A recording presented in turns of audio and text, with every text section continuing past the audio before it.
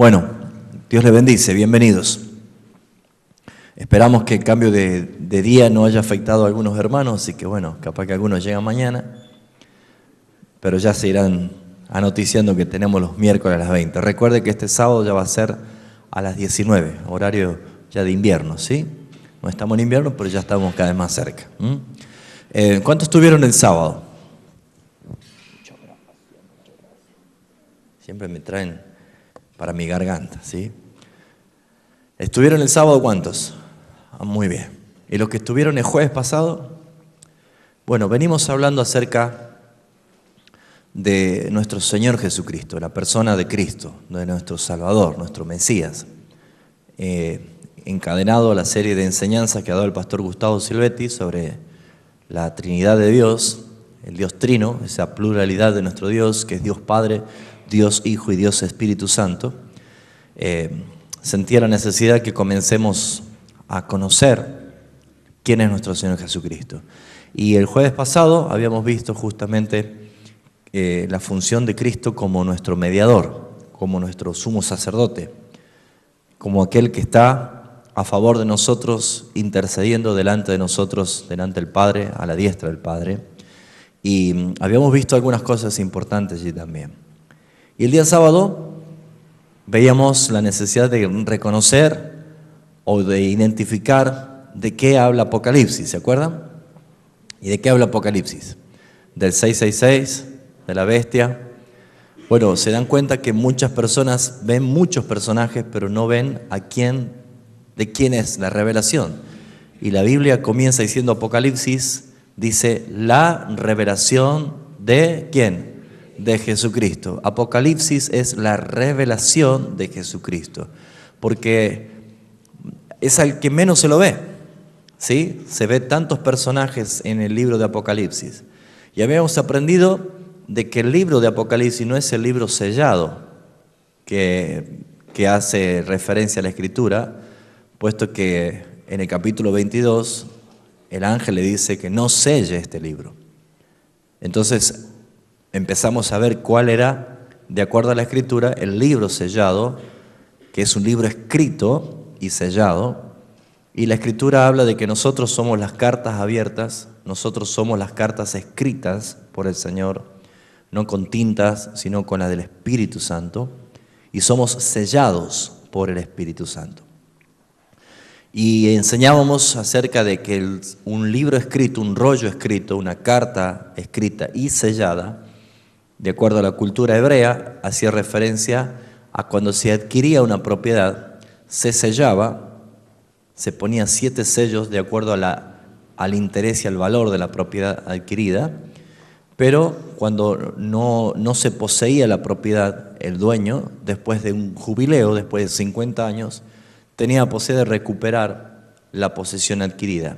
Entonces, cuando la recuperaba, quebraba los sellos, porque ya era momento de hacer uso del derecho legal de su posesión adquirida. Nosotros somos las cartas escritas, eso dice la Escritura el apóstol Pablo. Nosotros somos sellados con el Espíritu Santo, pero aún estamos ¿dónde? En este mundo, en esta tierra. Pero nosotros sabemos de que Dios le puso un tiempo al hombre, un tiempo, ¿sí? El hombre tiene un tiempo final. La Biblia siempre habla del día final. La Biblia siempre habla del día del juicio, el día de la venganza, el día de la ira de Dios. Dios siempre manifestó de que así como hay un principio, hay un final. Y hay muchos profetas que han dado evidencia de esto. Entonces Apocalipsis no es un libro para hacer doctrina, sino más bien para corroborar lo que la doctrina del Señor ya nos viene hablando. Entonces, en esta noche, tomando y prosiguiendo con la función de Cristo como nuestro mediador, como nuestro sumo sacerdote, vamos a ver en detalles en esta noche algo muy importante que pido que usted tenga mucha atención, ¿sí? Yo trato de hacer lo posible, soy una persona limitada, no lo sé todo, lo que puedo recibir de parte del Señor es lo que puedo darlo, entonces usted va a colaborar mucho en cuanto a su atención, pero principalmente Dios es el que abre el corazón, Dios es el que revela, Dios es el que trae luz, y una persona puede entender y puede entrar en profundidades. Diga conmigo la palabra transición. Vamos, diga de nuevo, transición. Hace algunos años, creo que en el 2005, comenzamos a enseñar acerca de lo que era transición. Y basándonos en Hebreos 12:2, que dice, puesto los ojos en Jesús, el autor y consumador de la fe, habíamos aprendido que la transición significa observar, fijar la mirada, fijar la atención en Jesús, nuestro único modelo bíblico del hombre ideal, del hombre perfecto. Jesús es el hombre, según Dios, que agrada a su corazón. Entonces, Él es el que mostró una transición. Vino a este mundo, nació en un pesebre y terminó, o mejor dicho, hoy y por la eternidad, sentado en su trono. Esa transición es la partida, la salida desde un punto de origen hasta un punto final. Esta noche quiero hacer referencia a lo que el sumo sacerdote, que es Jesucristo, que tenemos nosotros la gran ventaja de tener este sumo sacerdote, nos impulsa a transicionar. Y yo voy a necesitar que ustedes entiendan que la transición no es estación, sino que es traslación, es moverse, ¿sí? En la vida espiritual de una persona, el estancamiento es peligroso, puesto que la Biblia habla que si nosotros creemos en Jesucristo, como dicen las Escrituras, ¿qué sucederá desde tu interior? ¿Correrán lagos, estanques? No, ríos de agua viva. El río fluye, el río corre. Y podemos entender nosotros de que la vida espiritual no es bien vista por Dios en el estancamiento espiritual, sino en la fluidez. Esa fluidez, ese correr del río, esa transición es la que la iglesia necesita vivir. Todo el mundo que dice que pertenece a la iglesia de Cristo, todos los que congregan en distintas congregaciones, deberían entender mucho más con claridad lo que usted está por escuchar esta noche y lo que viene recibiendo, lo que venimos recibiendo de parte del Señor. Pero como la iglesia está entretenida, como la iglesia está divagando y está deslumbrada por las cosas que pertenecen a este sistema mundo, el grupo de a quienes el Padre escoge para revelar cosas siempre es más limitado. Y por eso es que muchas veces uno se siente inferior por ser menos, pero la Biblia ha demostrado claramente que Dios le gusta trabajar con los pocos para hacer mucho, ¿sí o no? Así que espero que usted, dentro de los pocos que escuchan, o que están, o que reciben, porque incluso en este mismo ministerio no están todos, Dios te trajo en esta noche para hablarte, para enseñarte y para revelarte algo importante. El sábado decíamos que Jesús, la visión que tuvo Juan, ¿era cuál? Que él veía, escuchaba una voz que hablaba detrás de él, pero cuando se dio vuelta, ¿qué vio Juan? ¿Lo vio Jesús? No, ¿a quién vio? 7 candeleros, 7 es plenitud divina. Y candelero, el mismo capítulo 1 dice, los candeleros de oro que has visto es la iglesia. Y dice que Jesús, el Cordero inmolado, estaba ¿dónde? En medio de la iglesia. Y es así, hermanos. Pero muchos no lo ven porque hay un velo. El velo aún no quitado, por eso no le aprovecha a Cristo. Hay muchos cristianos que todavía tienen velos. Y el velo es la mentalidad. El velo es tu manera de pensar. Y es lo que necesitamos transicionar. Salir de ese estancamiento. Salir de una vida religiosa. Salir de Babilonia, hermanos. Babilonia es confusión. De ahí viene la palabra Babel. Dios confundió allí las lenguas. Y en el mismo valle de Sinar, donde Nimrod edificó la torre de Babel, más tarde fue Babilonia. Babilonia, siendo un lugar geográfico, se transformó en un estado espiritual, en un cosmos, en una organización, en un sistema. Por eso la palabra mundo es cosmos, sistema, organizado. en contra de las leyes de Dios, y un sistema organizado, un cosmos, habla de Babilonia.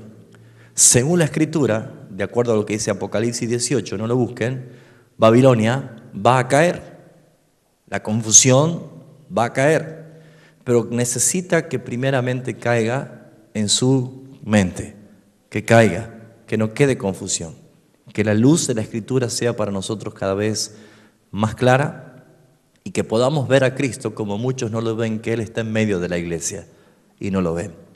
Si Cristo no hubiese estado en medio de la iglesia, ¿cómo entonces le escribía o le decía que escriba carta diciéndole las cosas que Él veía que hacían mal y que debían corregir y que debían hacer cosas? Por esa razón es que muchos de nosotros hemos visto Apocalipsis simplemente como el libro de escatología. Y ese es el libro menos hablado de escatología, porque escatología son profecías finales.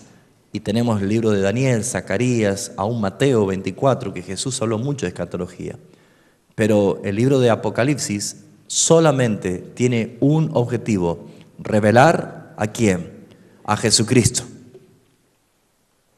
La revelación de Jesucristo, dice Apocalipsis 1:1, que Dios ha dado para manifestar a sus siervos. Y ese es el punto. No se conoce quién es Cristo. No se sabe quién es Él. Someramente se ha visto esto. Y habíamos hecho mención de que el Cordero, que era el único digno de poder quebrar los sellos y de abrir el libro, veíamos nosotros que el Cordero que vio Juan era un Cordero como inmolado. Primero dice, he aquí el león de la tribu de Judá.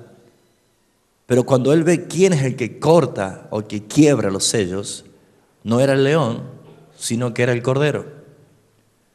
Y esto lo que está enseñándonos la revelación es que muchos cristianos no conocen lo que sucedió en la cruz de Calvario, la muerte de Cristo. No tan solo es conocer, sino también saber enseñar y saber explicar, porque la gran comisión consiste en que vayamos y hagamos discípulos y que enseñemos. Y enseñar hasta lo último de la tierra no es enseñar métodos, no es enseñar rudimentos, ni tradiciones, ni estratagemas de hombres. Enseñar lo que sucedió en la cruz. Pablo decía, el evangelio que anuncio es el evangelio de la cruz. Predico a Cristo crucificado. Y cuando uno empieza a entender todo esto, empezamos a ver de otra manera. Le pido al Señor que esta noche se sigan quitando velos de algunos hermanos que todavía no pueden ver esta realidad. Hebreos capítulo 9, acompáñenme por favor.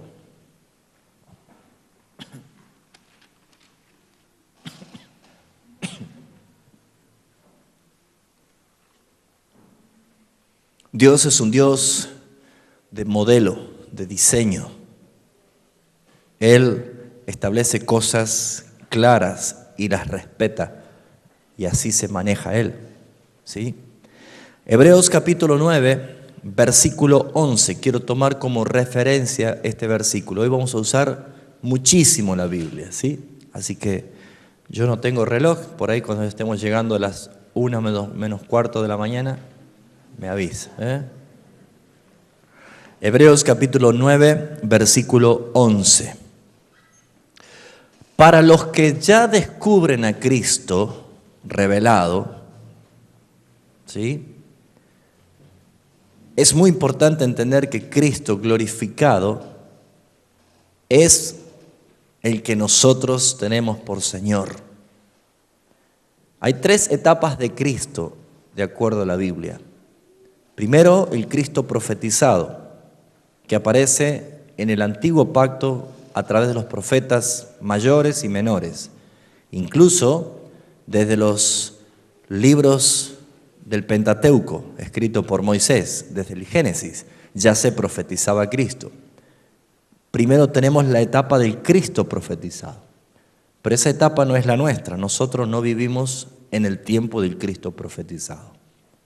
Luego encontramos la segunda etapa, la manifestación del Cristo encarnado, el que usted conoce como Jesús de Nazaret. Nazaret era un pueblo, un lugar.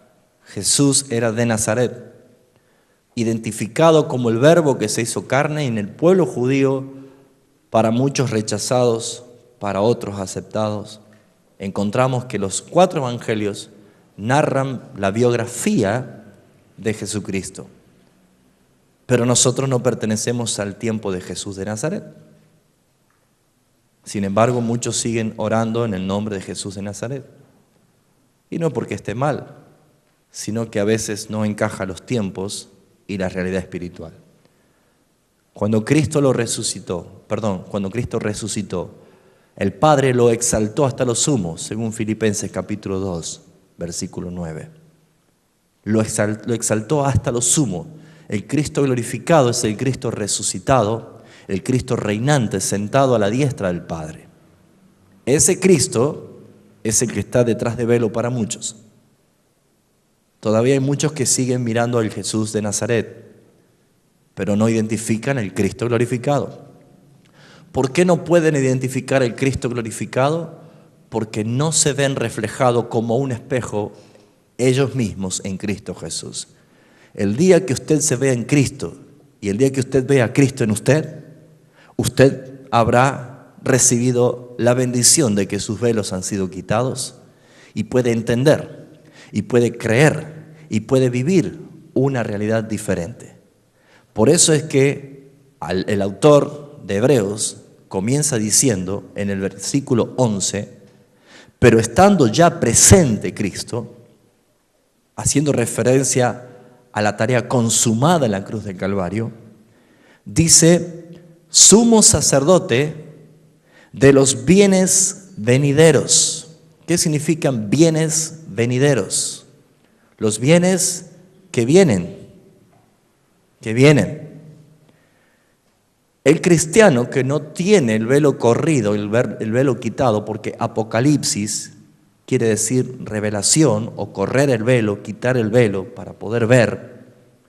El cristiano que no tiene el velo quitado, el cristiano que aún no ve a Cristo glorificado por la fe, es porque no entiende qué pasó con su vida en Cristo. Cuando usted entienda lo que pasó en Cristo, usted en Cristo murió cuando Él murió. Usted en Cristo resucitó cuando Él resucitó. Pero para muchos esto le cuesta creer o le cuesta entenderlo y aún no lo ven. Por esa razón no tienen esperanza de los bienes venideros. Pero muchos toman este versículo para ultrajar a las personas, engañándolas que los bienes venideros son la prosperidad, el dinero, las casas, los autos lujosos.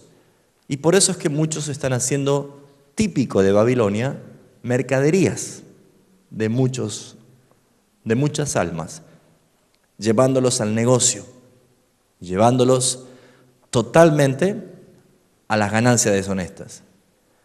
Los bienes venideros son mucho más de lo que es tener un auto, una casa, una herencia o dinero.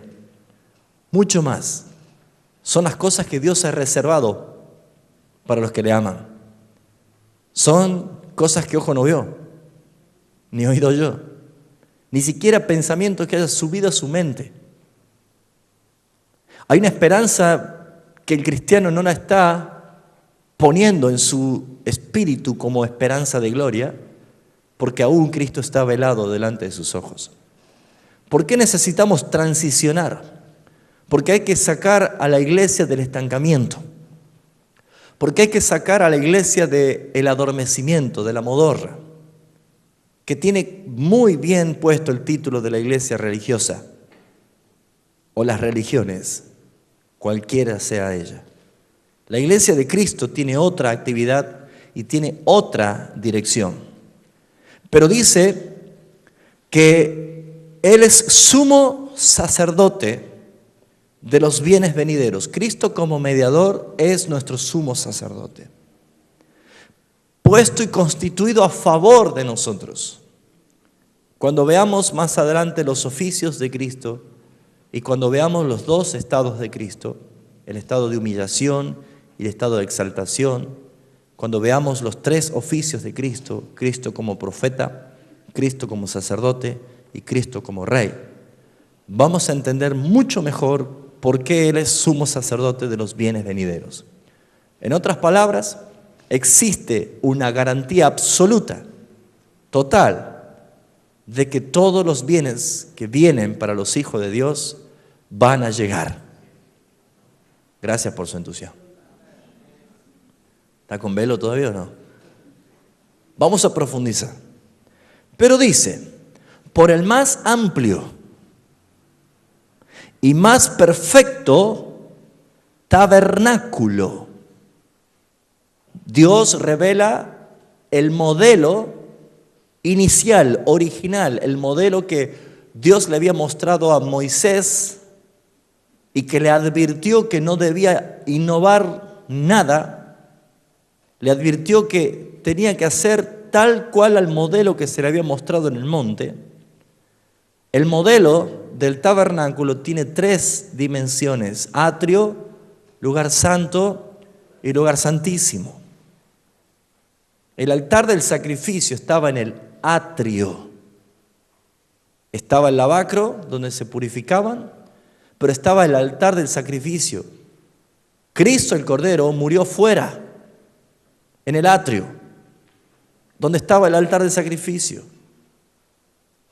Pero la iglesia, cuando fue constituida después del Pentecostés, y han pasado 2000 años, ha estado experimentando y viviendo lo que es el lugar santo, el carisma, la charismata, el pentecostalismo, la unción. Pero allí es donde la iglesia se quiere quedar, no sabiendo, no dándose cuenta que Cristo ya rompió el velo cuando Él murió. Ya no hay ningún impedimento del lugar santo al lugar santísimo. Y esta vez no debe entrar una sola persona, como en el antiguo pacto entraba el sumo sacerdote una vez por año para ofrecer sacrificio a favor del pueblo, sino que Él mismo, abriendo su carne como el velo partido, autoriza a los hijos de Dios que con toda confianza podemos acercarnos confiadamente, dice la Escritura, al mismísimo trono de la gracia, a la presencia del Señor. Pero muchos no se dan cuenta porque quieren quedarse en el lugar santo.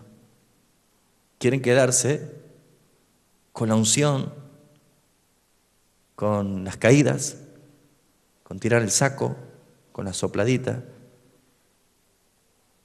¿Se entiende lo que estoy diciendo? Diga conmigo, debo transicionar. Aún no hemos llegado.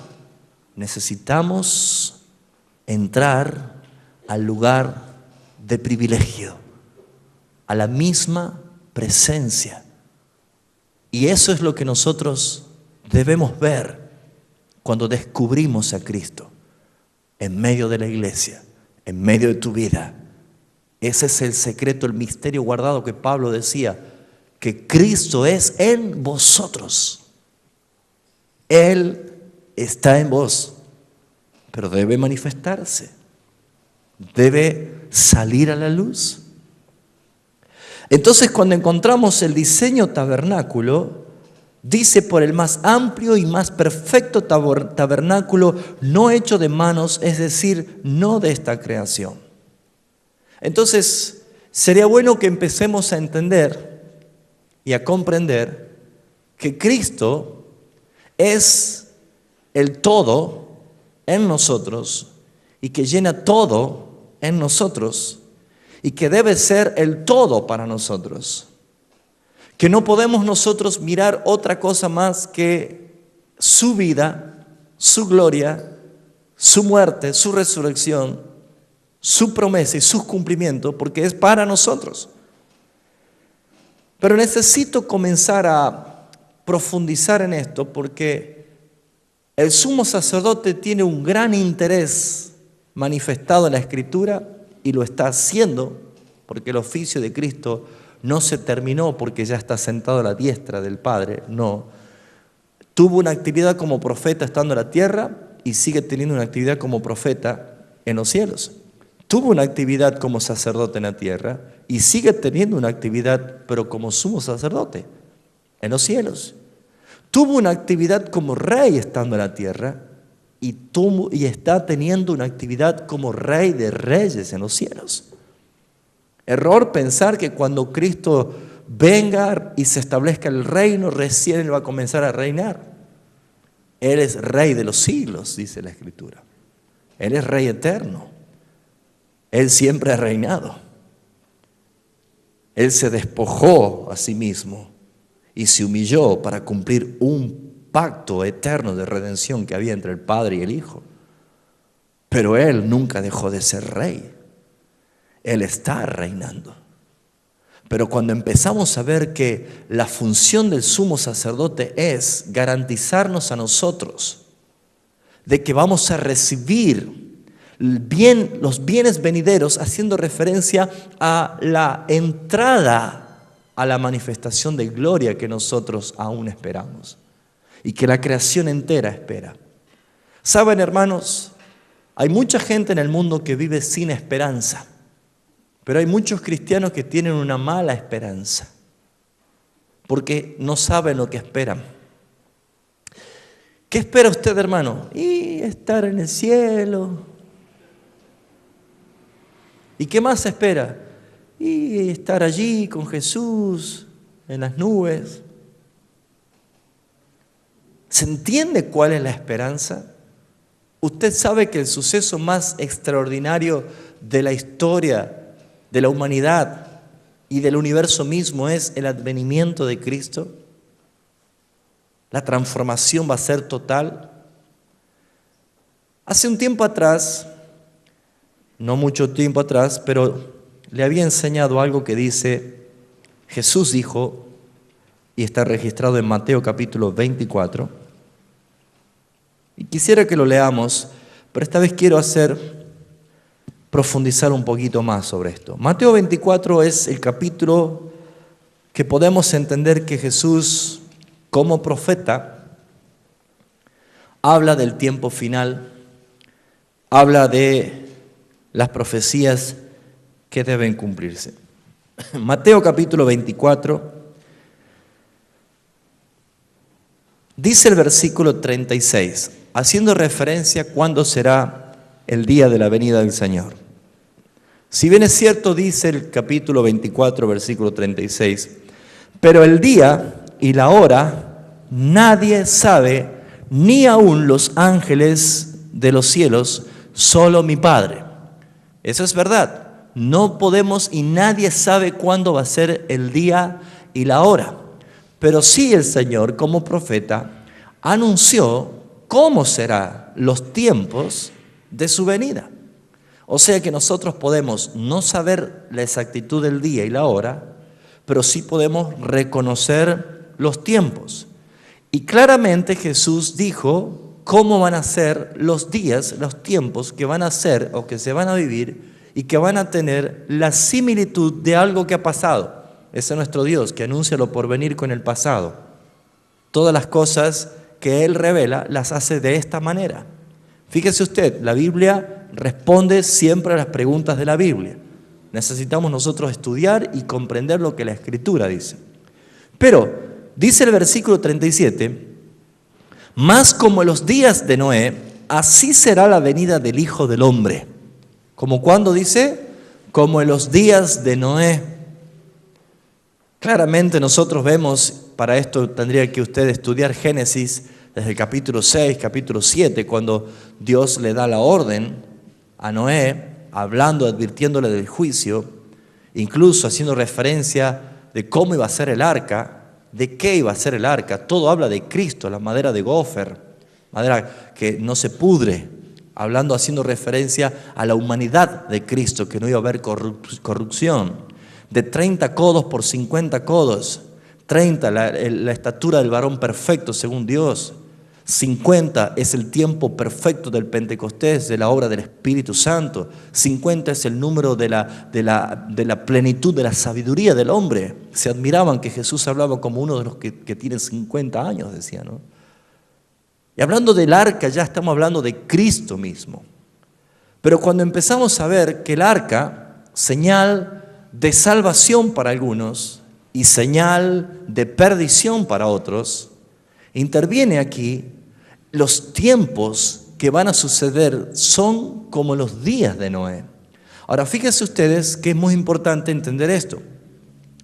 En escatología muchas confusiones y muchas posturas hay de la llegada de la imaginación del hombre metida en la pantalla de televisión de Hollywood, ¿no? De lo que va a ser el arrebatamiento, ¿sí? Entonces, no niego el arrebatamiento, pero hay que profundizar y conocer bien qué dice la Escritura. Entonces, muchas personas tienen una ensalada a la cabeza en cuanto a esto. Por esa razón es que desencadenamos en la enseñanza y la explicación de este versículo.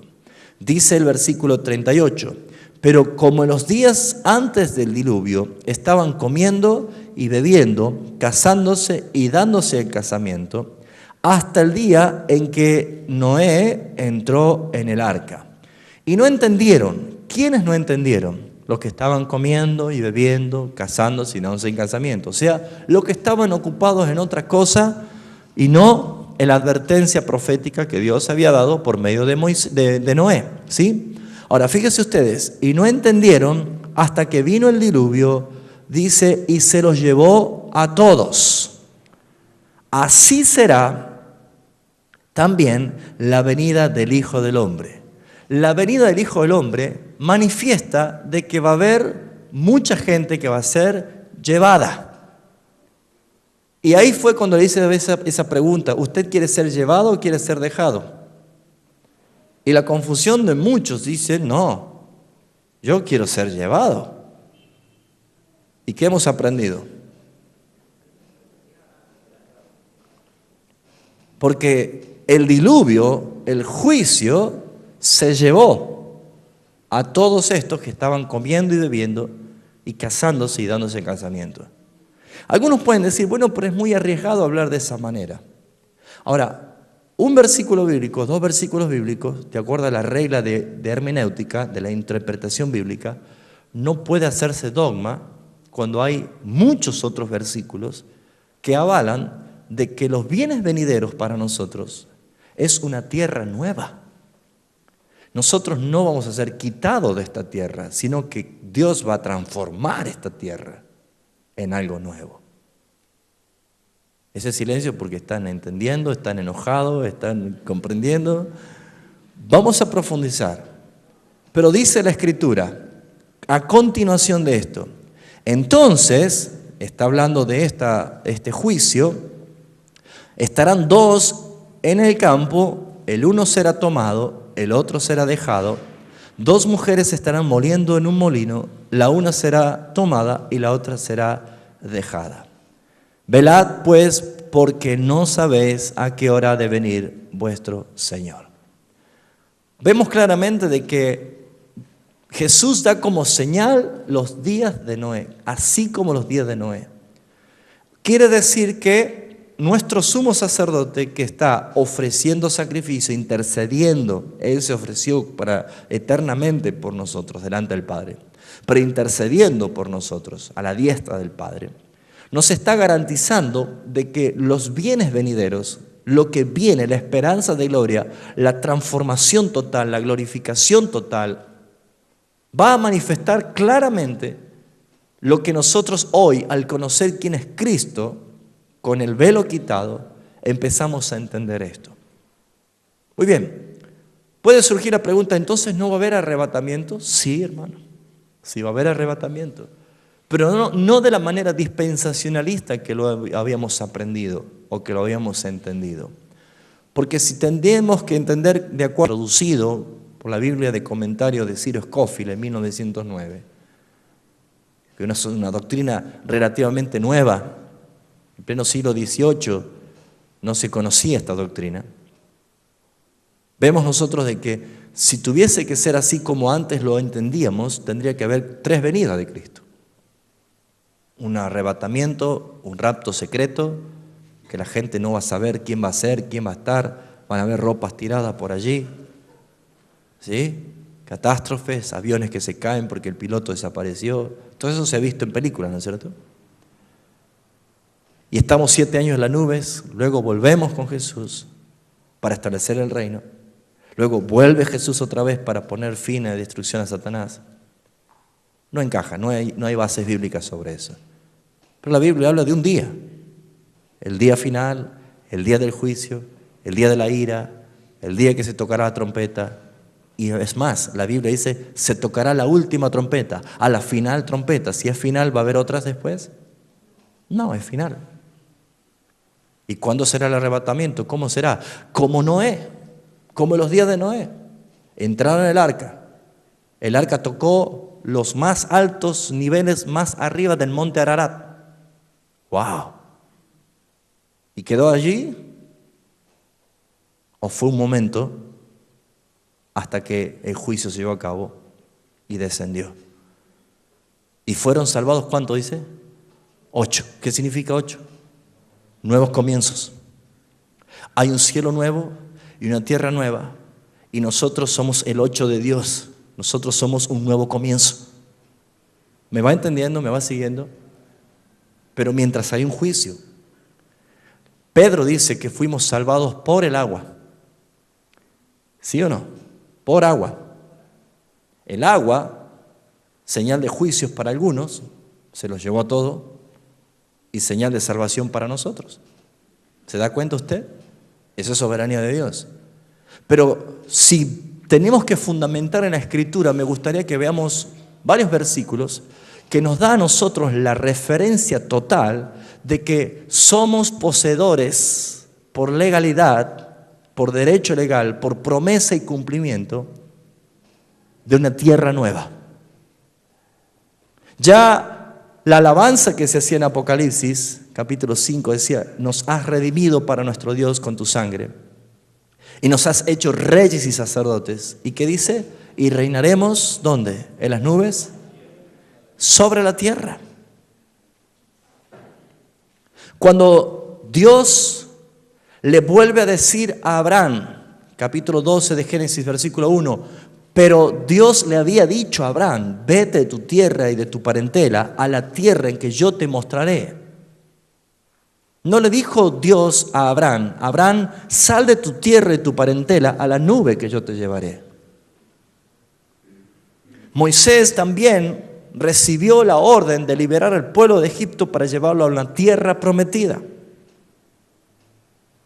Es tipología de la transición de la esclavitud al reino. El reino de Jesucristo. Daniel capítulo 2 ve cómo una piedra no cortada por mano de hombre cae sobre los pies de la estatua de Nabucodonosor. Y en esta tierra se extiende haciéndose un monte grande. Y jamás nadie pudo vencer ese reino. Isaías ve el mismo cuadro proféticamente 600 años antes que venga Jesucristo. Lo dilatado de su imperio y su gran poder no tendrá fin. Un reino establecido en la tierra. Y Jesús cuando vino comenzó su ministerio en la tierra diciendo, arrepentidos, la hora ha llegado, el reino de los cielos ha venido, ha llegado. ¿Cuánto están entendiendo? ¿Quieren buscar conmigo? Anoté algunos versículos como evidencia de que los justos nos quedamos y los impíos son los que los saca el Señor de acá. ¿Sí o no? Amén. Están callados hoy. ¿Será el frío? Está congelado acá, ¿no es cierto? Muy bien, vamos a ver primeramente Eclesiastés, capítulo 1, versículo 4. El que tenga velocidad, sígame conmigo, si no, anote y después lo chequea usted porque yo necesito correr con el tiempo, ¿sí? Eclesiastés, capítulo 1, versículo 4, la Biblia dice lo siguiente: generación va y generación viene, mas la tierra siempre permanece. La tierra siempre permanece. Yo voy a explicar al final de qué se trata esto de la destrucción final que viene. Todos esperamos una destrucción. Algunos esperan un gran cometa que pegue en la tierra y... ¿sí? Espero que no caiga en la casa de usted. ¿Sí? Otros esperan un cataclismo terrible. Sí, va a haber terremotos. Jesús dijo, va a haber terremotos, va a haber tsunamis. Bueno, no dice la palabra tsunami, pero habla de que las olas y los estruendos tan grandes traerá terror a la gente en el mundo. Habrá guerras, rumores de guerras, catástrofes. ¿Pero a qué hace referencia? Que todo esto es necesario que pase, dijo Jesús. No es señal de fin esto. Pero cuando el verdadero evangelio, este evangelio, sea predicado para testimonio a las naciones, entonces vendrá el fin. ¿Qué es lo que Dios espera? Que la iglesia transicione, salga del estado de quietud, salga de la fantasía, de los rudimentos, y que entre en dimensiones de poder pregonar, predicar y anunciar el verdadero evangelio. ¿Cuál es el evangelio de Jesucristo? Es el reino, es el gobierno. Y que si usted ha sido escogido por el Señor, si usted tiene la regeneración, el nuevo nacimiento, usted puede entrar y ver el reino. Por eso vemos nosotros de que la tierra no es lo mismo que el mundo. Digo conmigo, el mundo no es lo mismo que la tierra. Nosotros estamos acostumbrados a decir, ese es el mundo. No, no es el mundo, es la tierra, es nuestro planeta. ¿Sí? Es nuestra nave espacial que gira. Estamos allí nosotros, ahí vivimos. ¿Sí o no? Ahí nos puso el Señor. Pero el mundo no es lo mismo que la tierra. La tierra es el planeta. Es un lugar que está esperando la glorificación de los hijos de Dios para que la tierra misma sea liberada a la gloria de los hijos de Dios. Eso dice Pablo en Romanos 10. No hay tanto secreto, no hay mística en esto. Es claro, la Biblia responde todas las cosas. Pero ¿qué encontramos nosotros acá? Que la palabra mundo tiene otra manifestación. Y ya vamos a explicar eso un poquito más adelante. Vamos a ver evidencias de que nosotros somos los que nos quedamos. Y que los impíos, los pecadores son los que no van a estar, los que van a desaparecer. Y esto es lo que dice la Escritura. Vamos por favor a Isaías 45. Y vamos a ver que el propósito de Dios o las cosas que Dios hace no quedan trucadas ni quedan en vano, no son hechas en vano, sino que al contrario tienen un propósito de ser. Isaías 45, 18. Dice así, porque así dijo Jehová, que creó los cielos. Él es Dios que formó la tierra, el que la hizo, ¿y qué más? Y la compuso. ¿Puede ser que Dios haga algo imperfecto? ¿Y cómo es que la compuso? Acá en el lenguaje profético Isaías ve una tierra creada, pero totalmente arruinada por el hombre. Pero esto que él la compuso está en la profecía de un cielo nuevo y de una tierra nueva. ¿Sí o no? ¿Para qué la compuso? ¿Para qué va a haber un cielo nuevo y una tierra nueva? ¿Para que nosotros estemos arriba en una nube? Dice, no la creó en vano. Escuche, no la creó en vano. Para que fuese habitada la creó. Yo soy Jehová y no hay otro. Propósito. O sea que en esta tierra que está bajo el yugo de Satanás por causa del mundo, ¿está entendiendo la diferencia? La Biblia no dice no améis la tierra y la cosa que hay en la tierra. Si no, no puedo comer una sandía, hermano. La sandía diabólica sale de la tierra. No reprenda la banana, no reprenda el choclo. No, hermanos. Él dijo, no améis al mundo. Padre, ellos están en el mundo, pero no son del mundo. Mundo es cosmos, es un sistema organizado. ¿Me está entendiendo? Yo voy a explicar bien con la analogía del matrimonio con esto. Usted dice, ¿qué tiene que ver con eso? Tranquilo, ya lo va a entender. Pero es necesario entender o verse usted en Cristo y Cristo en usted. Y descubrir el Cristo glorificado. ¿Hasta acá lo va entendiendo o va haciéndose un bollo en la cabeza? ¿Cuánto lo va entendiendo? ¿Lo va entendiendo? ¿Sí? Bueno, si yo me hago entender, mejor. Vamos a continuar. No fue creada en vano, sino para que fuese habitada la creó. Ahora, vamos a ir rapidísimo al Salmo capítulo 9, versículo 17. Salmos 9.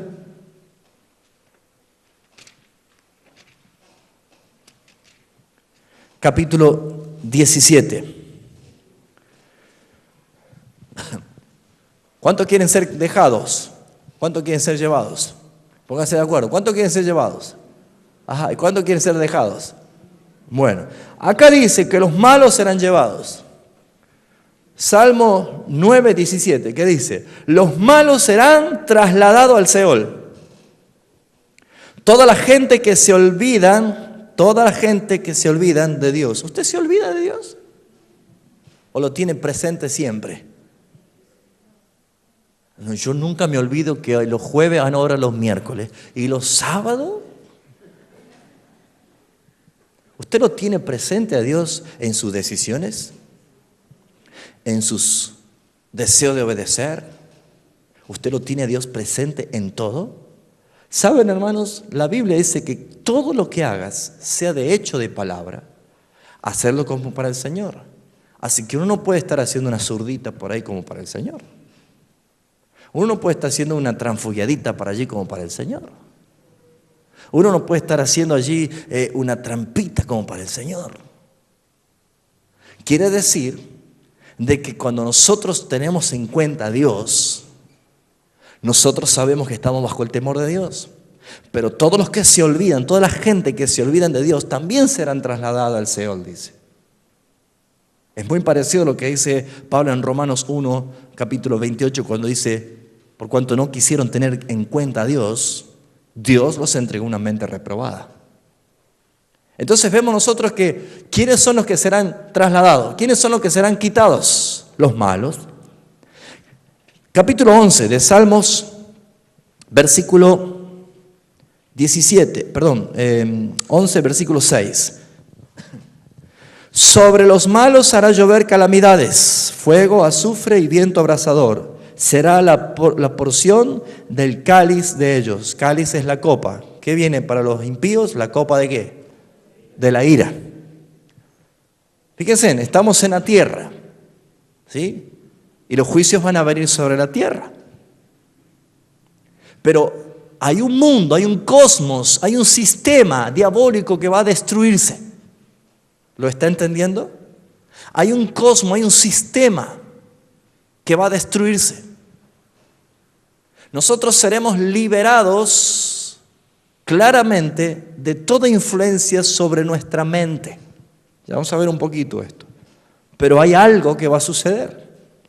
La tierra, que usted la ve que es muy bonita en los paisajes, está atada a vanidad, está inservible, dice la palabra.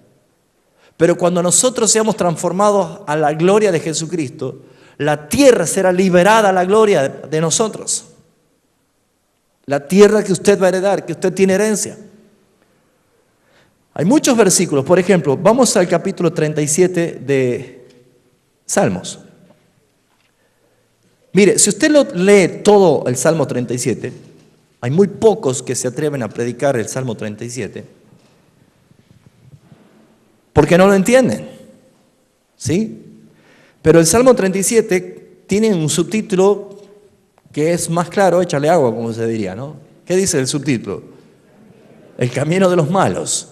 No dice qué le va a pasar, pero identifica el camino de los malos. Pero bueno, entre tantas cosas, comienza diciendo, no te impacientes a causa de los malignos. Decirle que está al lado tuyo, tranquilo, no te pongas mal por los malos. Tranquilos.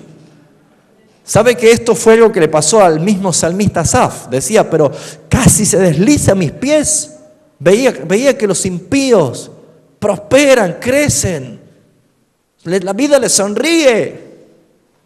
Ellos no temen de decir calamidades, blasfemias, insultan aún tu nombre. Y pareciera que no hay para ellos nada. Y yo que he consagrado mi vida, mire cómo pensaba. Hermanos, la Escritura dice en Eclesiastés 2:16, al hombre que le agrada, ¿sabe que usted fue agradable a los ojos de Dios porque Cristo está en usted? Al hombre que le agrada, usted le agrada a Dios, Dios le da ciencia, sabiduría y gozo. Mas al pecador, al impío, al reprobado, le da a Dios el trabajo, la tarea de juntar y amontonar Pero para darle, hay que le agrada a Dios. Nuestro Dios es victorioso. Por eso dice, tranquilo, no se ponga mal. Como ven los simples, sí están juntándole para ustedes.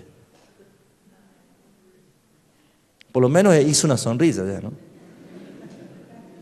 Y no voy a pasarle el sobre para que pacte con Dios. No, eso es legalidad, eso ya es herencia. Por eso dice, tenemos un sumo sacerdote de bienes venideros, vienen que vienen. Hay bienes que vienen. Pero dice el versículo 9 del capítulo 37, porque los malignos, ¿qué sucederá? Serán destruidos, pero los que esperan en Jehová, ¿qué sucederá? Heredarán la tierra. ¿Qué vas a heredar? La tierra. ¿Qué dice? Espera en Jehová. ¿Estás sufriendo ahora? Espera en Jehová. ¿No te alcanza ahora? Espera en Jehová. Tranquilo. Gracias por ese entusiasmo, hermano. ¿Cuánto lo van entendiendo?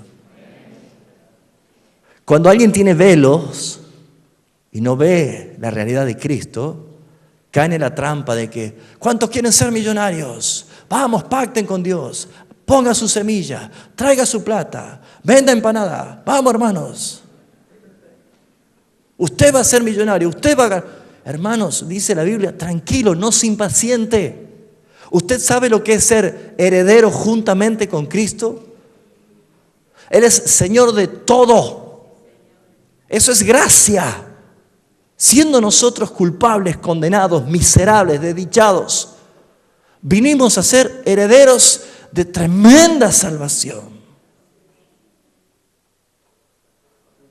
Esto es para que lo aprenda, para que lo enseñe. Pero usted fíjese, ya este sistema mundo ya no le alcanza con las cosas de Walt Disney. Ya no le alcanza del ET, el extraterrestre. Cada vez hace más películas con dimensión espiritual. No sé si se han dado cuenta. ¿Sí o no? Y ya están entrando más en lo que es dimensión espiritual. ¿Por qué? Porque ya las cosas terrenales no les sirven, no facturan, no cobran. Entonces tienen que entrar a indagar algo más allá. ¿Qué hay más allá? La gente busca de alguna manera algo espiritual, pero no lo encuentra. Por eso nosotros vemos que Jezabel, el espíritu que se apodera de la falta de autoridad, porque Jezabel no es que la invitan, sino que toma lugar cuando no hay autoridad. No hay autoridad, ahí está Jezabel. Ese espíritu inmundo. Les voy a explicar la analogía del matrimonio en esto. ¿Cuántas veces usamos Romanos 7 para dar consejos matrimoniales? No tiene nada que ver. Nada que ver. Pero veamos que nosotros tenemos por herencia la tierra. El mismo capítulo dice el versículo 10, fíjense. Pues de aquí a poco no existirá el malo. Falta poco, dice. No existirá el malo. Observará su lugar y ¿qué pasa? No estará allí. Por eso Apocalipsis dice, tiemblen ricos, poderosos, reyes, tiemblen. No existirá más. Bienaventurados los pobres en espíritu. Ustedes van a heredar el reino. Mateo 5:5, no se olvide. Bienaventurados los mansos, porque ellos heredarán la tierra. Aleluya. Una tierra. A veces nosotros nos ponemos contentos cuando compramos una parcela, un terrenito. Velos, hermanos, hay velos, no nos damos cuenta de lo que hay. Hay un Dios tan grande, hay un Dios tan lleno de justicia, pero tan lleno de amor. ¿Cuál es la diferencia entre un impío y un escogido, un justo? En que obró la justicia de Dios. ¿Me está entendiendo? Mire lo que dice el versículo 20 del capítulo 37. Es un capítulo, mamita querida, ¿no? Mas los impíos perecerán. Y los enemigos, ¿qué dice? Los enemigos de Jehová, como la grasa de los carneros, serán consumidos, se disiparán como el humo. no quedará nada. Miren lo que dice el versículo 12. Habrá un intento, ¿no?, de detener esta verdad. Satanás intentará detener esta verdad por medio de los malos. Maquina el impío contra el justo. ¿Sabe cómo maquina este sistema contra usted y contra mí? ¿Sabe cómo maquina este sistema contra la iglesia de Cristo? ¿O por qué se cree que Jesús oraba y decía: Padre, no te ruego que los quites del mundo, sino que los guardes del mal? Porque estamos en un mundo, en un cosmos, en un sistema que está todo el tiempo amenazando a los hijos de Dios. Y Apocalipsis dice que habrá un momento en que se le permitirá a la bestia hacer guerra contra los santos y vencerlos por un momento. Para aquellos que ya no tienen velos, vencerlos o que somos vencidos por un momento por la bestia significa la martirización, la muerte. ¿Habrá algún problema para usted que lo maten por causa de Cristo? Por eso estoy seguro, decía Pablo, que ni la vida y ni la muerte, ni ángeles, ni principados, ni potestades, ni lo presente, ni lo porvenir, ni ninguna cosa creada nos puede separar del amor de Dios que es en Cristo Jesús. Precioso. La muerte para nosotros no es un problema porque Cristo mató a la muerte. Amén.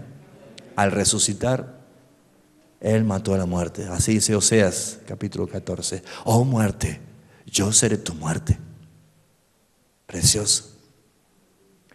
Maquina el impío contra el justo y cruje contra él sus dientes. ¿Sabe que le tiene envidia los impíos a usted, hermano? ¿Sabía esto? Cruje los dientes contra usted. Odia. Porque dice Jesús: Padre, yo les he dado tu palabra. ¿Sabe qué hace el mundo cuando ustedes tienen la palabra del Señor? Y el mundo los aborrecerá, los odia. ¿Tiene pariente que los odia a ustedes porque son cristianos? ¿Tienen amigos? ¿Tienen hermanos en la iglesia que lo odian a ustedes? Qué pregunta dura, ¿no? Porque nosotros podemos decir: es mi hermano, pero me odia. Y congregamos en el mismo lugar. Pero para Dios no es un hermano, es un impío. La Biblia dice: conoce Él a los que son suyos. Yo conozco a mis ovejas, dice el Señor. Y las ovejas conocen mi voz. Oyen mi voz y me siguen. Las ovejas no cuestionan, obedecen, siguen, son fieles, perseveran. ¿A alguno le pegó el golpe ya, el martillazo? Agáchese, si viene cerca, agáchese. Pero ¿qué dice el versículo? Fíjese, el Señor se reirá de él, del impío, porque ve que viene su día. Hay un día, viene el día. Aleluya. ¿Qué dice el versículo 22? Porque los benditos, ¿cuántos son benditos acá? Los benditos de Él, ¿qué sucederá? Heredarán una nube. ¿Así dice? No, heredarán la tierra. Si alguien dice: no, está hablando de Canaán, de la tierra prometida. Amados, nuestro padre de la fe, Abraham, llegó a la tierra de Canaán y estando en la tierra de Canaán, él dijo: yo soy extranjero y peregrino de esta tierra. A pesar de que llegué a la tierra tan rica, tan preciosa, yo espero una mejor, una celestial, una cuyo fundamento es Dios. Allí yo voy a llegar.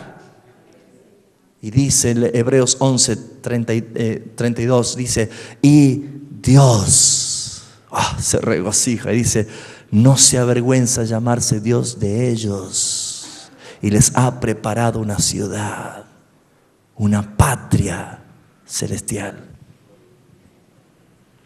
Hay que quitarse los velos, hermano, hay que transicionar. ¿Saben cuántos cristianos están pactando, dando su dinero, pagando indulgencias para ver si reciben una bendición, si se les sale el trabajo, si... No se quede con esta palabra, transmítala. Hay muchos pueblos que deben ser liberados. Y no le estoy diciendo que los traiga el ministerio GES. Salga de aquí a anunciar la verdad, hermano. Lo importante es que entren al reino con la verdad, que vean a Cristo. El Cordero está en medio de los candeleros, el Cordero está en medio de la iglesia, pero no lo ven. Leen Apocalipsis con velo, lo ven a la bestia, lo ven al anticristo, lo ven a la ramera, ven a Babilonia, ven el 666, pero no lo ven a Cristo. Y Apocalipsis es la revelación de Cristo. Yo soy el amén, yo soy el que estuvo muerto y vive, yo soy. Hey, está hablando de mí, dice la palabra.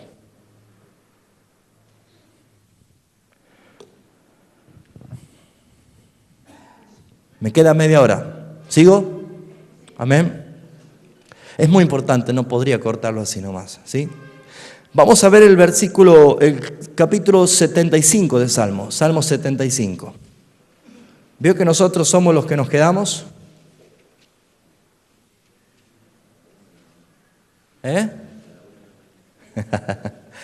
Salmo 75, 10.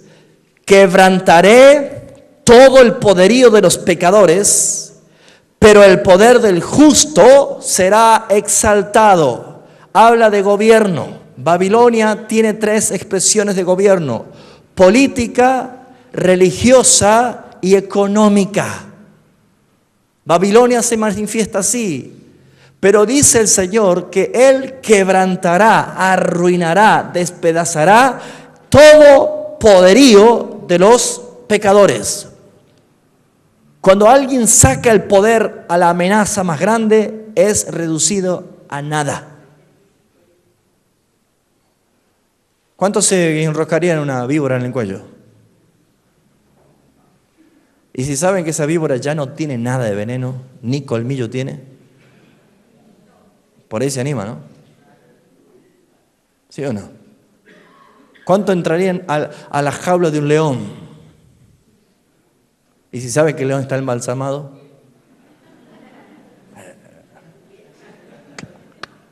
Nos sacamos fotos, ¿no?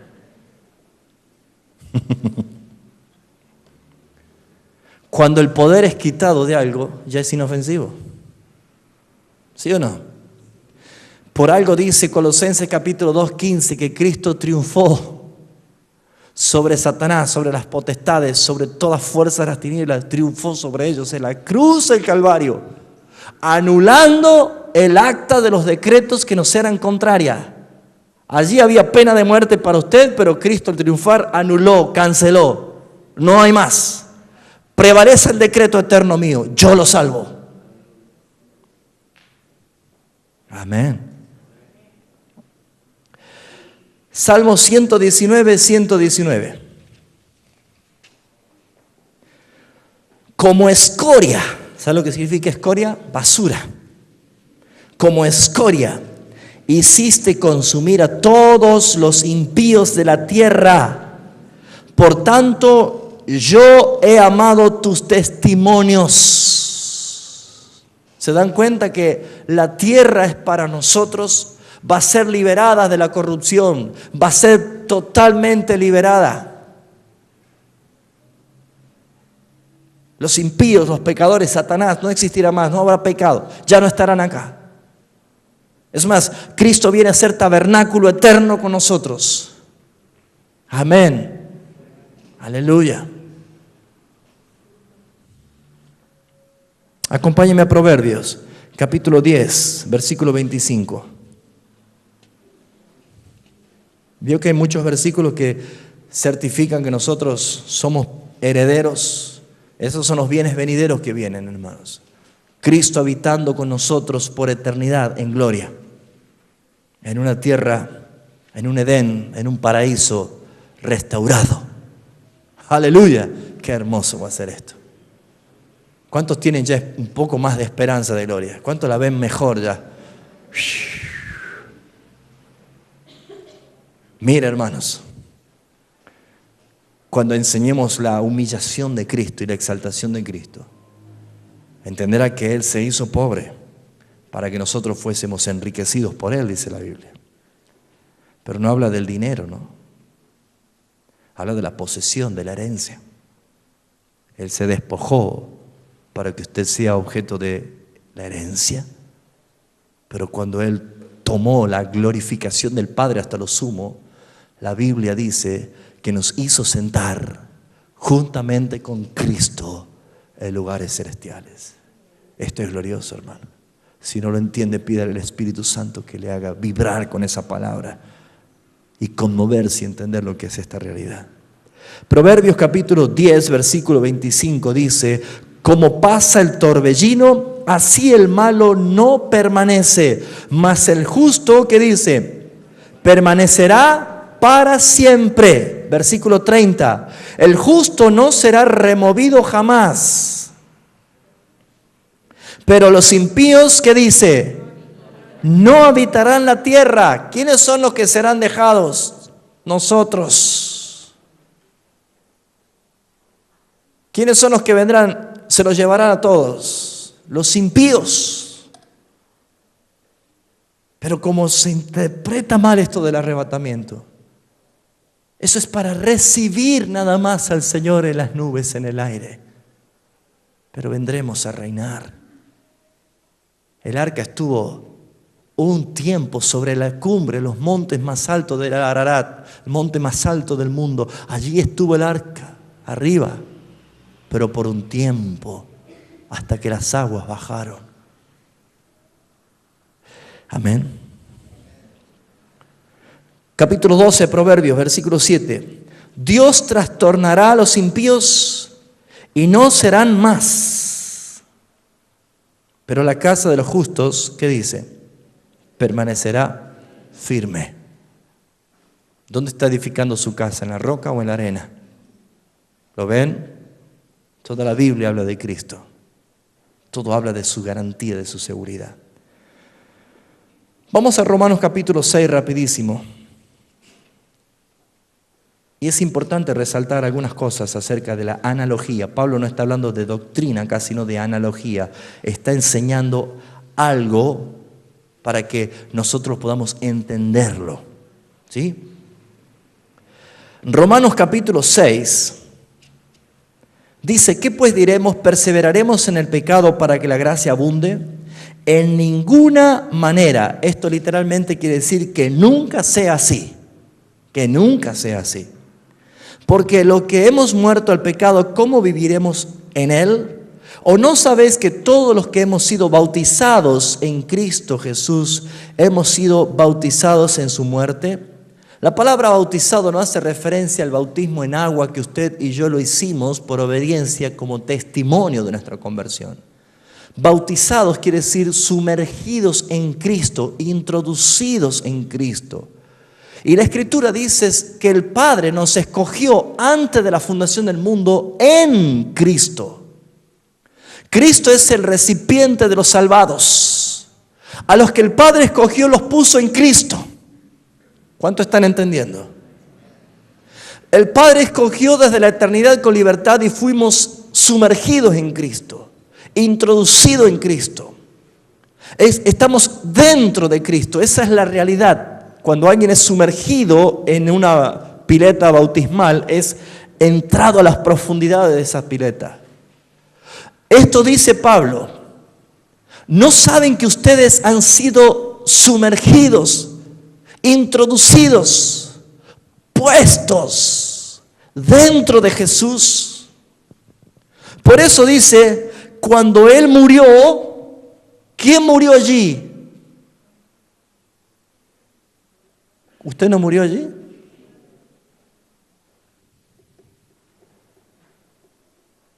Eso se llama imputación. ¿Sí o no? Es como que nos tienen que fusilar a todos. A todos nosotros nos tienen que fusilar. Pero el jefe del pelotón dice: vamos a hacer una cosa. Lo voy a matar a Raúl solamente. Y el que no quiere que lo mate a usted, traiga una foto 4x4 carnet de color y pégala acá, en el cuerpo de Raúl. Cuando yo lo mato a él, ustedes también mueren en él.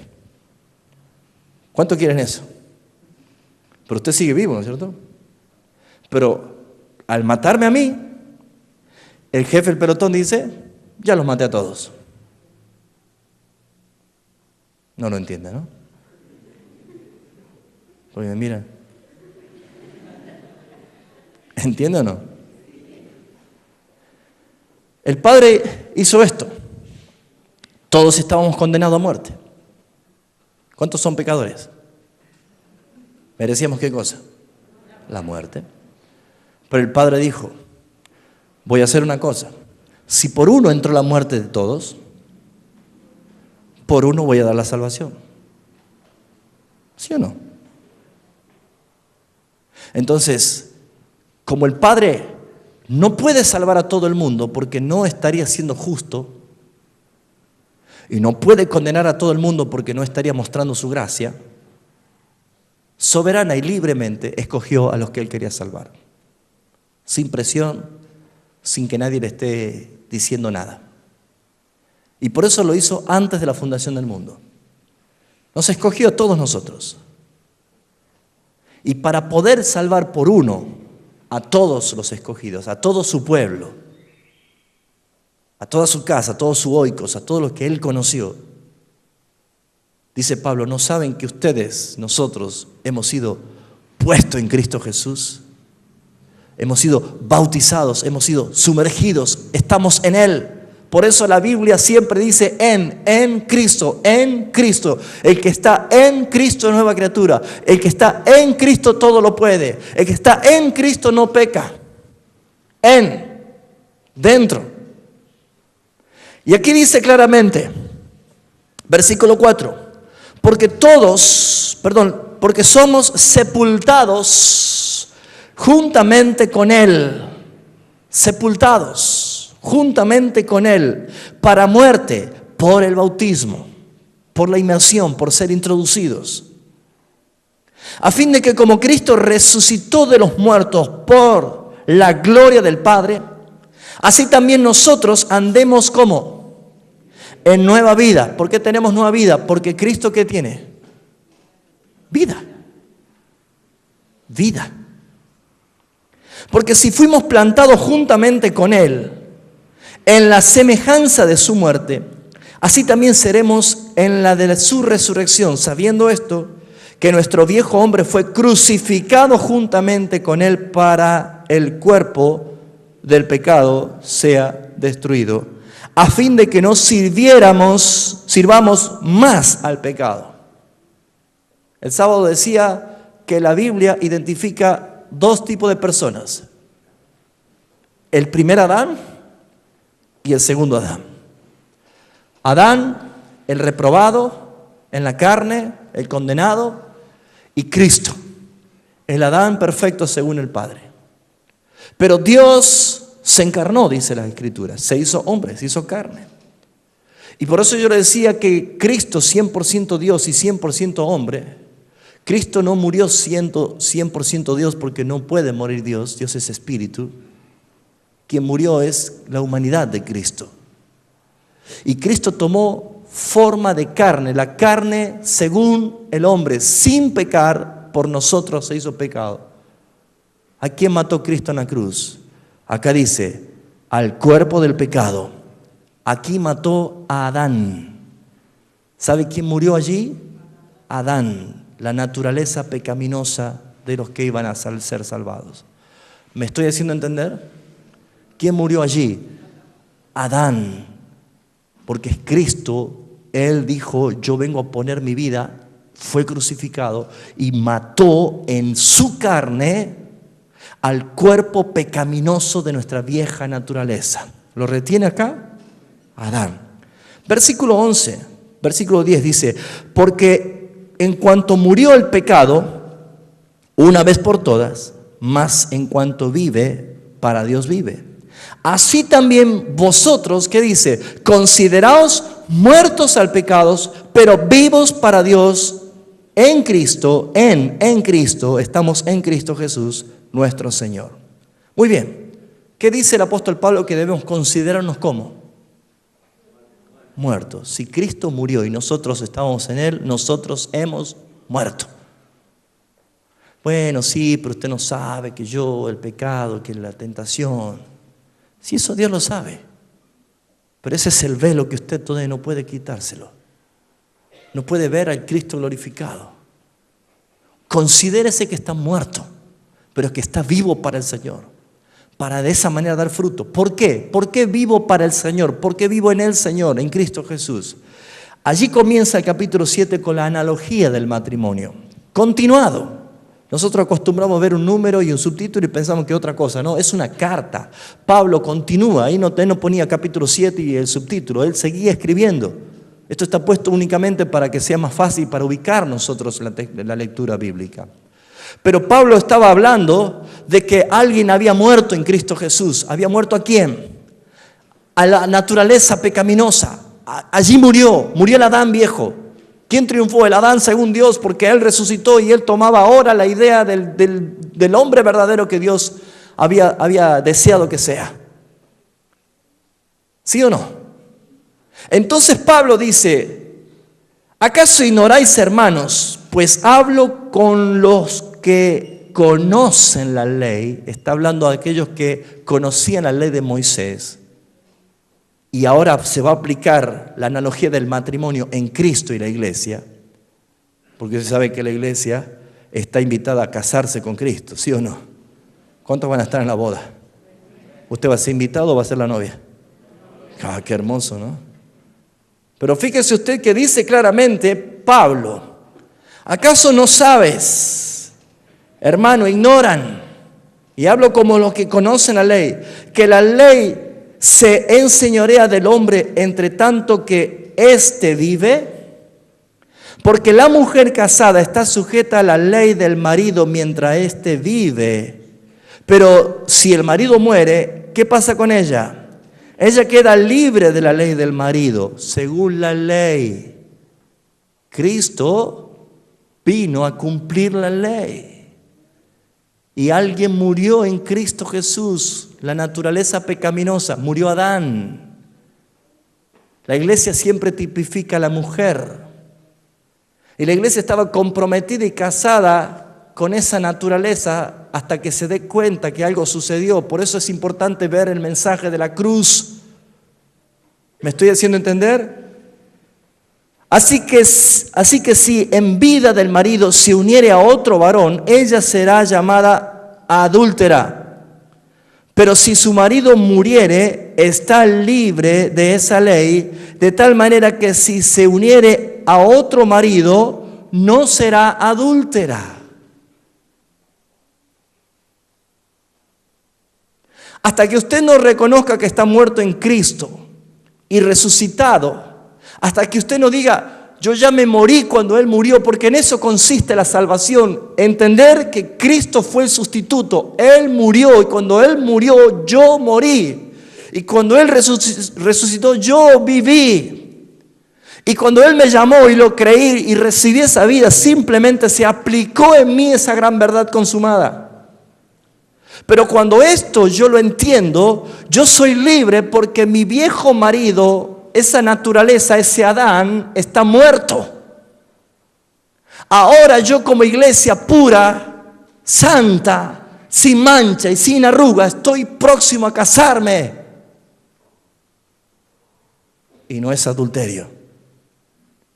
Sin embargo, este sistema, que también tiene iglesias religiosas, que confunde a la gente, es la gran ramera. Es la gran adúltera, porque quiere casarse con Cristo, pero sigue teniendo identidad con la vieja naturaleza. ¿Ven, hermanos? ¿Notan la función de nuestro sumo sacerdote? Que no consiste en tener autos y casas y riquezas solamente. Eso es añadidura. Para Dios no es problema eso.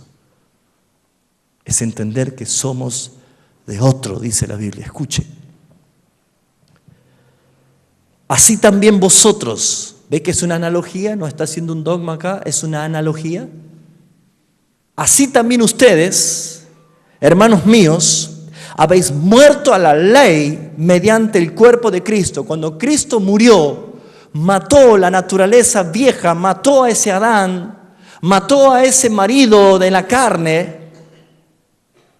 Habéis muerto, dice la palabra, para que seáis de otro. Aleluya.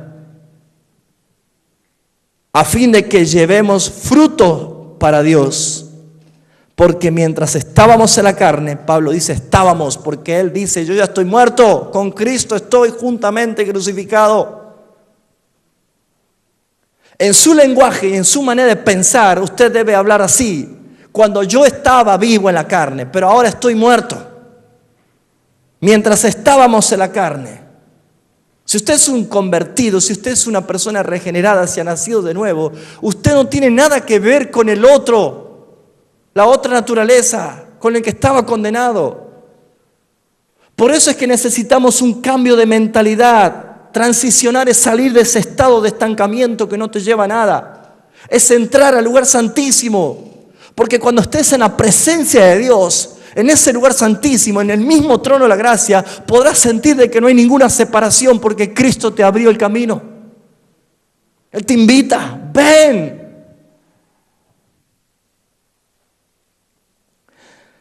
Versículo 5. Pero mientras estábamos en la carne, las pasiones pecaminosas que eran por la ley obraban en nuestros miembros, llevando fruto para muerte. Pero ahora estamos libres de la ley. Amén. ¿Cómo le explico? La tierra no es el mundo. El mundo es el cosmos. Es la palabra griega, cosmos, que significa maquillaje, de ahí viene la palabra cosméticos. ¿Sí? Ese maquillaje, ese adorno que muestra, es algo que es falso, es ficticio, no es verdad, no es real. Ese cosmos es un sistema organizado. Ese sistema organizado se llama Babilonia. Es un sistema que confunde. Dios nos está hablando para salir de las confusiones.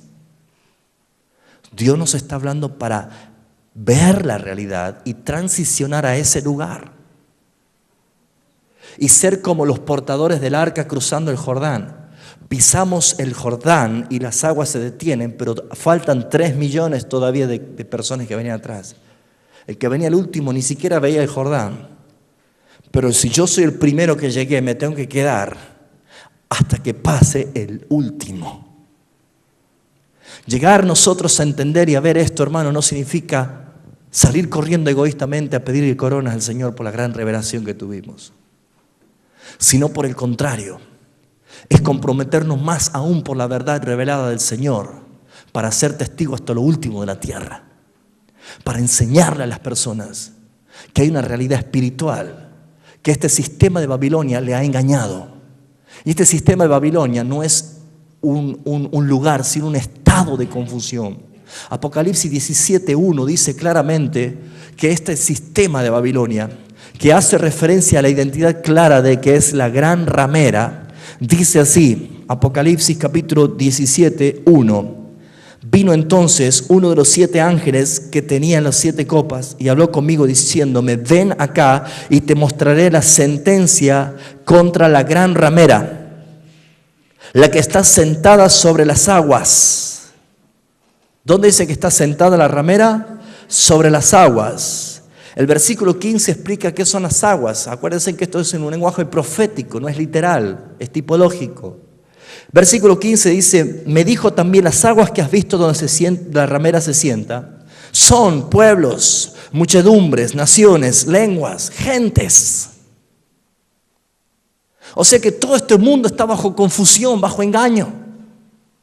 Y hay un sistema religioso que se llama ramera, Babilonia la Grande, la madre de las rameras, que hace de que las personas estén en adulterio. Una ramera es señal de adúltera, el adulterio espiritual.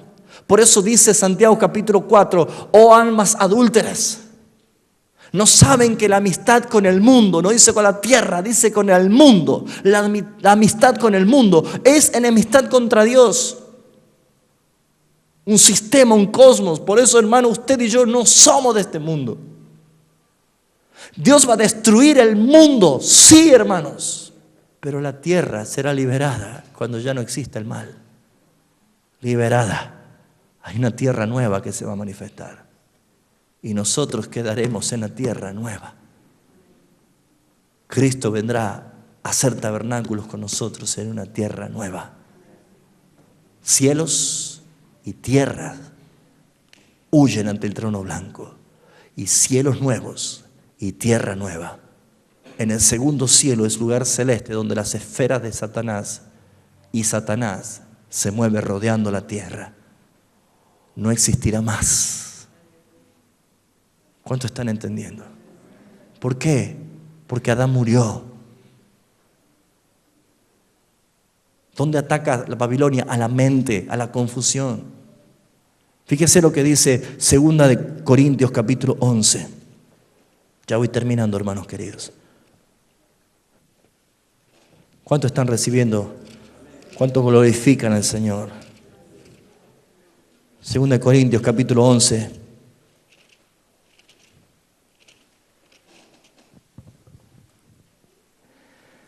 Dice el versículo 3, el apóstol Pablo, pero temo que como la serpiente con astucia engañó a Eva, ¿sabe qué hace referencia a Eva? La mujer caída. Porque no era el nombre que tenía, era varona. Antes de la caída, Adán le dijo, será llamada varona. Después de la caída, en Génesis capítulo 3, Adán le cambia el nombre, le dice, tu nombre será Eva. Me servirás para tener hijos nada más. Serás madre de vivientes, madre de muchos. Eso quiere decir Eva. Eva es señal de la humanidad caída, atada, la que se niega a que Adán murió. Para Eva, para los que están en la carne, Adán no murió porque no le alumbró Cristo todavía. ¿Se entiende? Por eso fornican con las cosas de este mundo, adulteran con las cosas de este mundo. Por eso crujen los dientes contra los justos. Por eso te persiguen. Por eso te aborrecen como escogido de Dios. Esa es Eva. Pero dice, temo que como la serpiente con astucia engañó a Eva, vuestros sentidos sean de alguna manera extraviados de la sinceridad, de la sincera fidelidad a Cristo. Porque si viene alguno predicando a otro Jesús, al que no hemos predicado, o si recibís otro espíritu al que no habéis recibido, u otro evangelio al que habéis aceptado, bien lo toleráis. Es un sistema, es Babilonia. Esa mentalidad engañada, esa mentalidad que transforma o que lleva al engaño. Hay muchos que no lo ven. ¿Qué necesita, hermano? Quite los velos. Vea a Cristo glorificado. Vea a Cristo glorificado.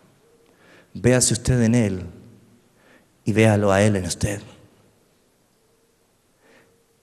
Sepa, hable que su vieja naturaleza ya ha sido crucificada.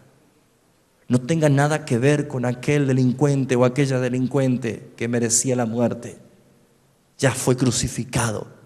Y aunque seas la persona más moral de este mundo, sin Cristo estás condenado, porque te estás basando simplemente por la justicia, que son trapos inmundos para Dios. Tiene que obrar la justicia del Señor. Cristo estando ya presente como nuestro sumo sacerdote de los bienes venideros, por aquel ancho, amplio y excelente tabernáculo, atrio, lugar santo y lugar santísimo. 3 dimensiones para los que entienden la transición. Atrio, camino, lugar santo, verdad, lugar santísimo, vida. Yo soy el camino, yo soy la verdad y yo soy la vida. Alma, cuerpo, alma y espíritu, empezando desde afuera, es la transición que uno tiene que llegar a entender que somos espíritu. 3 etapas de madurez: tecnión, tecnón y huyos, niños, jóvenes y adultos. Madurez espiritual. 3 maneras de entender la voluntad de Dios: la voluntad buena, agradable y perfecta. Transicionemos, hermanos. Hay una dimensión que tenemos que llegar, que tenés legalidad para entrar, que Dios espera que todos alcancen arrepentimiento y entren en esa plenitud. Deberían verlo el video de nuevo para entender todo lo que estoy hablando. Pero no tome esto como prédica, hermano. Que no le entre por acá, le salga por acá. Que el Señor quite los velos. Que el Señor le permita entender lo que es reforma. Que el Señor le permita entender y conocer lo que es la verdad. Y sabe, no pretenda entender todo. Mejor es creer. Bienaventurado el que cree, dice la Escritura. Amén. ¿Cuánto glorifican al Señor? Es muy profundo esto. No puedo terminar ahora. Tendría que estar muchas horas más.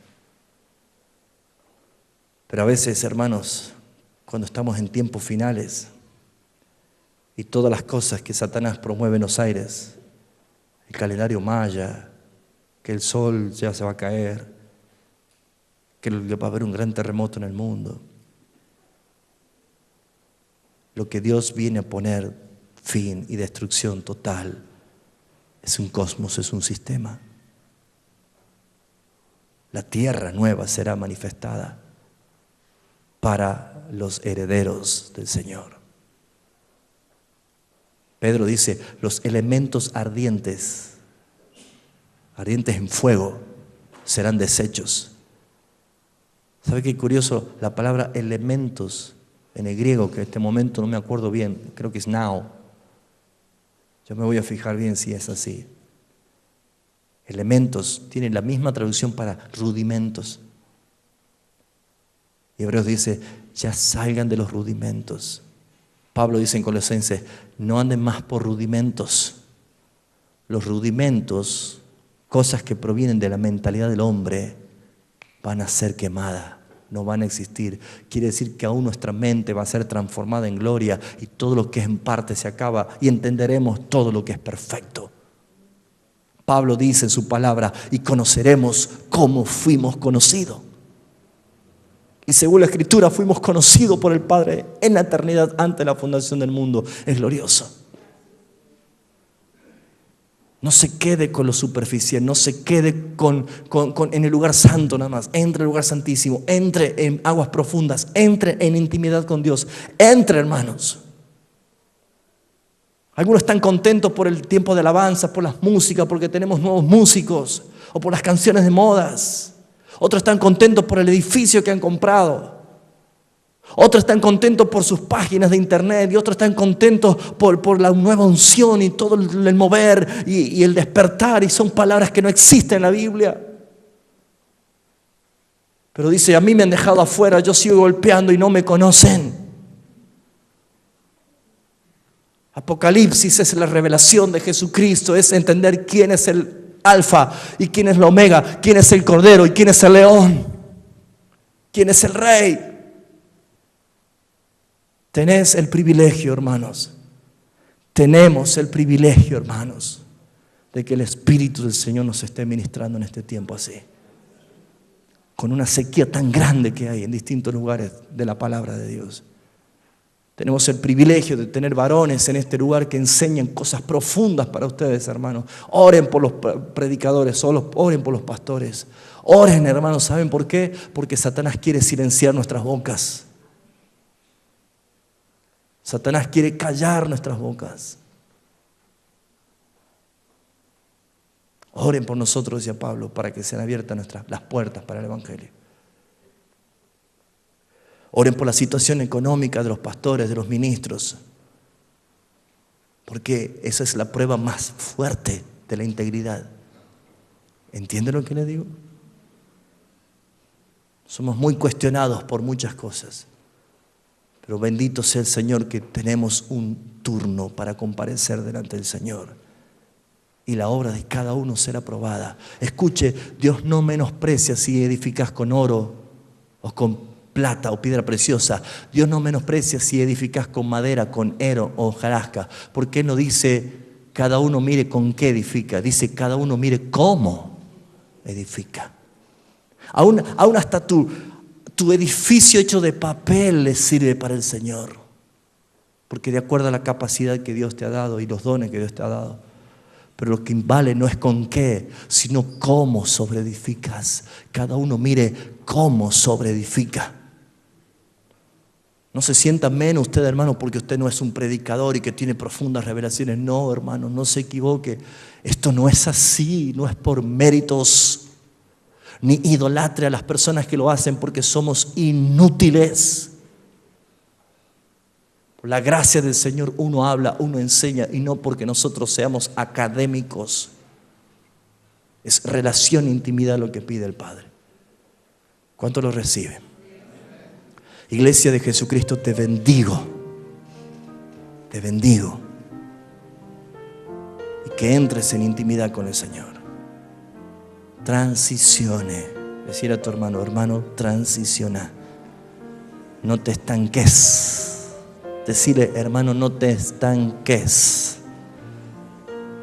Qué feo es estancarse. Un agua estancada se llena de mugre. Si se te pega la mugre porque estás estancado. El río corre tan rápido que no hay tiempo para ensuciarse. El río de Dios debe fluir, debe correr. Amén. Padre, te damos gracias. Te glorifico, Señor, Dios de toda eternidad, Dios de los cielos y la tierra. Nuestro sumo sacerdote eres tú, mediador de un nuevo y mejor pacto, hecho sobre mejores promesas. Allí estamos nosotros, sin quererlo, sin saberlo, sin buscarlo. Estamos en nuevo pacto contigo. Porque tú, Padre, escogiste desde la eternidad a los que en Cristo iban a estar. Y tú hiciste este nuevo pacto con Cristo. Y Él vino a morir. Y Él vino a resucitar. Y Él vino a dar vida. Y por eso el unigénito se transformó en primogénito. Aleluya. Te alabo. Te bendigo. Ayúdanos a entender más tu palabra. Ayúdanos a crecer conforme a tu verdad, a tu espíritu. Trae luz a cada uno de mis hermanos. Y aquellos que si llegan a ver este video, lo vean con tus ojos y no con los ojos del preconcepto. Necesitamos nosotros crecer y dejar las niñerías y empezar a madurar para ser maestros y que usa bien la palabra de verdad. La gloria sea para ti, Señor. Bendigo los que